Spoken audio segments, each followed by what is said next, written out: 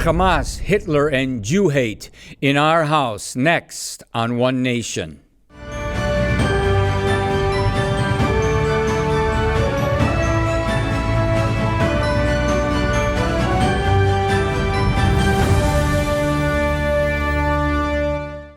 Hello, America. Welcome to One Nation. I'm your host, Dr. Jake Jacobs. It was January 30th, 1939, and Adolf Hitler was speaking before the Reichstag.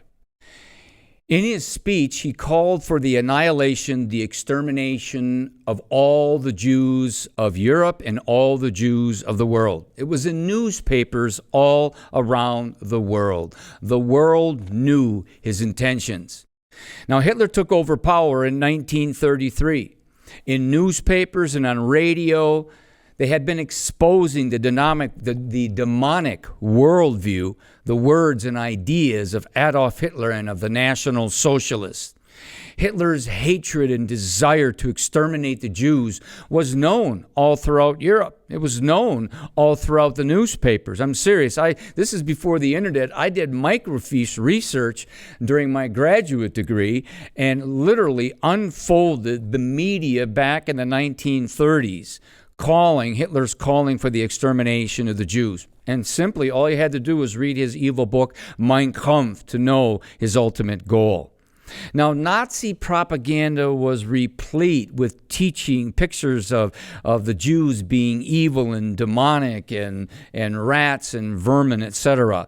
There was a slide presentation for the Hitler Youth. Now, I have it up here in German, and let me translate what it says in English. It says here, the first two words says, Das Judentum. Remember that term, Das Judentum. Judaism was always a nation with racial characteristics and never a religion. The Jew is a parasite. Where he appears, the host nation dies. Adolf Hitler. Now that word Das Judentum, it's very interesting because you saw propaganda posters all throughout Nazi Germany that had signs like you see right now. Judentum ist Verbrechentum. Judaism is criminal.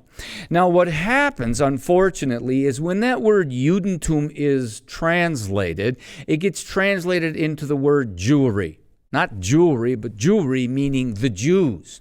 But the thing of it is Hitler said, look, Judentum, they say it's Judaism, but what it is, it represents the Jewish people, and it's not really religion, it is blood. This goes into the National Socialistic viewpoint of blood cult, of the Übermensch, the superior race, and the Untermensch, the inferior race, the evil Jews.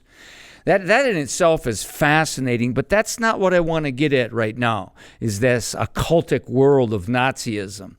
That word Judentum is the word for Judaism. And what you see happening here is that the National Socialists were at war with Judaism, the mother of Christianity. And in essence, Hitler, the National Socialists, were at war. It was a Weltanschauung, a worldview war against Judeo-Christian Western civilization. Now, back in the 1930s and 40s, we saw that in FDR's administration, there were a number of anti-Semites. I hate that word anti-Semite. It was created by an anti-Semite in 1879 by the name of Wilhelm Marr, who wanted to have a scientific term that talked about, the hatred of the Jews. And what it really is, anti-Semitism just simply means Jew hate. Judenhass. The German word Juden is Jew. Hass is hate. It's Judenhass. It's Jew hate. Well, there were Jew haters permeated all throughout FDR's State Department. One in particular was a gentleman by the name of Breckinridge Long. Breckinridge Long. And he was the man within the State Department responsible for visas, for immigration from Europe coming into the United States, and he hated Jews. In fact, in his 1938 diary, he talked about his admiration for the fascist fascist Benito Mussolini and about his admiration for the National Socialist Adolf Hitler. Listen to what he said here. He said, "I have just finished Hitler's Mein Kampf. It is eloquent in its opposition of Judentum, Jewry, and to Jews as exponents of communism and chaos. My estimate of Hitler as a man rises with the reading of his book." Now stop and think of this.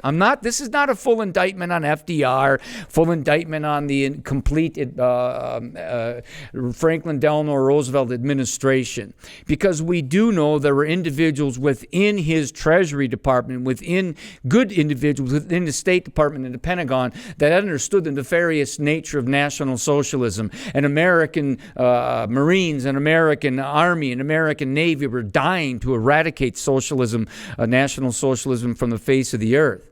But that Breckinridge Long was responsible for possibly up to 250,000 Jews in the late 1930s and early 1940s for not being able to come into the United States of America. By 1944, the Secretary of Treasury, who happened to be Jewish, Henry Morgenthau Jr., and his assistant, they delivered a report of FDR in 1944.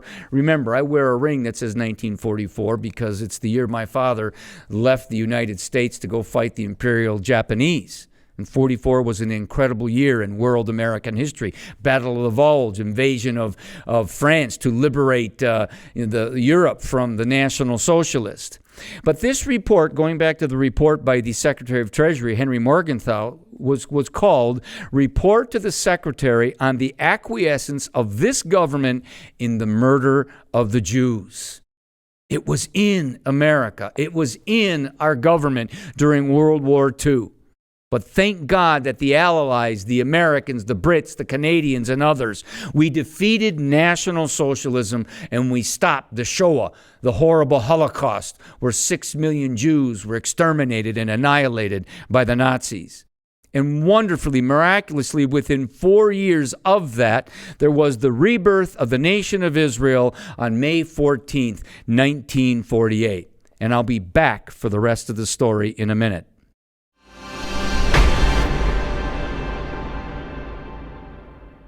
Welcome back to One Nation. Now stop and think of this. The World War II is over. Israel's become a nation. And what did we see? 5 Arab Muslim nations called for a jihad, the annihilation and the extermination of the Jews. They fought wars in 48, 56, 67, 73, and you saw horrible propaganda betraying Jews as demons and devils and destroyers of Islam. And they said they were going to finish the job that the Grand Mufti of Jerusalem and Adolf Hitler didn't finish. And we have a great pic here of the Grand Mufti of Jerusalem, Mohammed Amin al-Husseini. And there he is. There's Mohammed Amin al-Husseini and the head of the National Socialist Adolf Hitler. He lived in Berlin. This gentleman from Jerusalem, the Grand Mufti, who actually is like the great-great-grandfather of Hamas and Hezbollah and the Muslim Brotherhood out of Cairo, Egypt. And he worked with Adolf Hitler to exterminate the Jews. Now, since 1948, when Harry S. Truman recognized the rebirth of the nation of Israel, the United States of America has supported Israel over and over and over again. But there have always been Muslims, anti-Jewish, Jew-hating elements in our government, just like with FDR's administration. And these individuals, they wanted to finish the job of Hitler's final solution, extermination of the Jews of the world. And I'm sad to say, and we know that President Biden visited the state of Israel this week, but there are elements within the Biden administration that are no different than what we saw during FDR's administration during World War II. Biden has his own Breckinridge Long. Biden's special envoy to Iran, the Islamic Republic of Iran, up till June of 2023, was Robert Malley. Why do I say just up till June, just a few months ago? Because the FBI is investigating Robert Malley, who actually admired Yasser Arafat, the Palestinian butcher. Robert Malley was on the National Security Council under Barack Hussein Obama. This guy was the lead negotiator of the JCPOA. Now, this can get complicated, but let me explain it this way. The JCPOA is the Joint Comprehensive Plan of Action. It was in 2015. It was the American policy that was favoring the Islamic Republic of Iran to have nuclear power. You may say, well, Jake, they can have nuclear power plants. What's the problem with that? The problem is the product created by that is enriched uranium, which is used for atomic bombs. And Iran, going back many, many years, especially since Ayatollah Khomeini took over in 1979, has been calling for the death of Israel, the little Satan, and death to America, the great Satan. You cannot negotiate. You cannot have a joint comprehensive plan of action with a nation that wants to exterminate the Jews and destroy America. And this is fascinating stuff, people, because according to the Constitution, which Joe Biden and his Secretary of State and the rest of his cabinet know nothing about, if you're to have a legitimate constitutional treaty, it is to be ratified by the Senate. This was never ratified by the Senate. When John Kerry was the Secretary of State under Barack Hussein Obama, he was working with this Robert Malley, working with the Iranians so they could achieve this Iranian nuclear power strategy. And so when Donald Trump, when he ran for office and he promised not only to build a wall, he said, something stinketh in Denmark. I do not trust the Iranian jihadi. I do not trust this screwed up plan, which is not even a legitimate treaty. So in the year 2018, Donald Trump left the ICPOA, and it infuriated the leftists, the wokeocrats, the Democrats, Robert Malley and his group. Now, I want you to listen to Robert Malley, who says there's a whole bunch of disinformation about Hamas. He's lying about Hamas. He was lying then, and he's lying now. And I hope the FBI gets to the bottom of this. But listen to Robert Malley, Barack Obama, and Joe Biden's lackey. Here goes. Hezbollah and Hamas, the two most prominent groups, although the Sadrists in Iraq also fall in that category.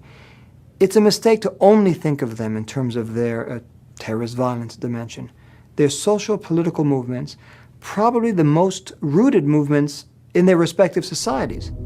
Hamas, not a majority among Palestinians by any means, but very deeply rooted. It's been, it was born in the first Palestinian Intifada in the 1980s. It has deep loyalty. It has a charity organization, a social branch. It's not something you can defeat militarily either, and people need to understand that. There's so much misinformation about them. I mean, I speak to them, and my colleagues speak to them. Now, we may disagree with them, but they have their own rationality. That's one thing to understand. None of them are crazies. They may do things that we consider to belong to a different realm of rationality, but within their own system, it's often very logical.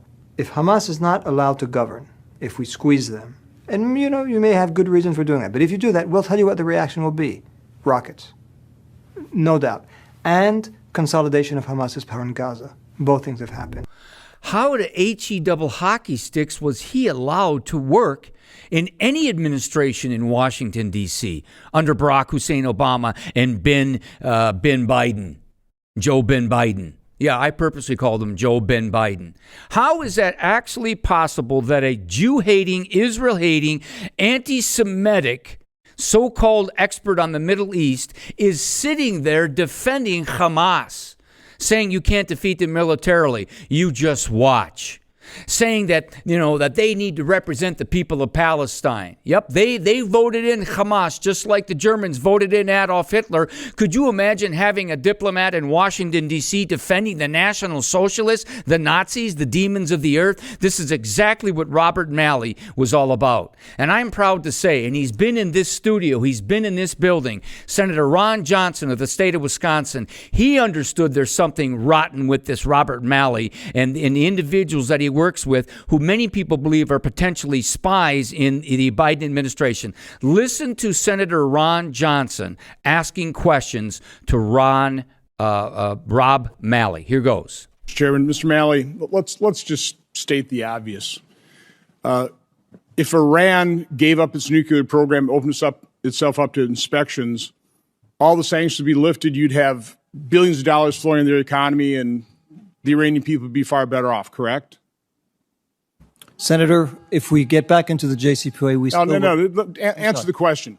If they give up their nuclear program, their economy will do quite well. So what that should tell you is they are putting up with all these sanctions. They are harming their economy to a great extent because they are dedicated to getting a nuclear weapon, and the JCPOA or any new agreement that you would enter into will not prevent them to get to that point that we can't do anything about it, correct? It may take a few more years, but they are absolutely dedicated to becoming a nuclear power, correct?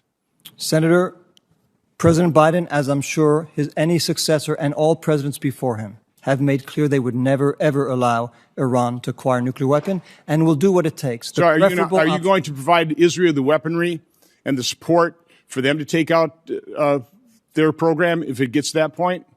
I'm sorry, I couldn't hear the question. Are you going to provide Israel the weaponry they would need to take out that weapon as Iran rushes to become a nuclear power? Happy to discuss those details in a classified setting, but I can't say the President has taken no option off the table. How much money flowed into Iran as a result of the original JCPOA? How many billions of dollars? I'd have to go back to assess the exact number, but they did benefit from sanctions. Yeah, give me an estimate. You're negotiating this stuff. You ought to know this, correct? Well, we're negotiating where we are today. And how much cash was transferred in the first JCPOA?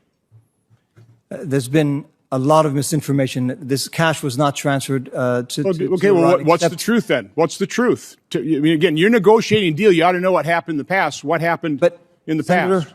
Did you hear that word, misinformation, again? Here is a Islamic advocate, Islamic file, and here he is, and that's why I love Senator Ron Johnson, man. He cuts right through it. And he says, how much money is going over there? How much money are they making?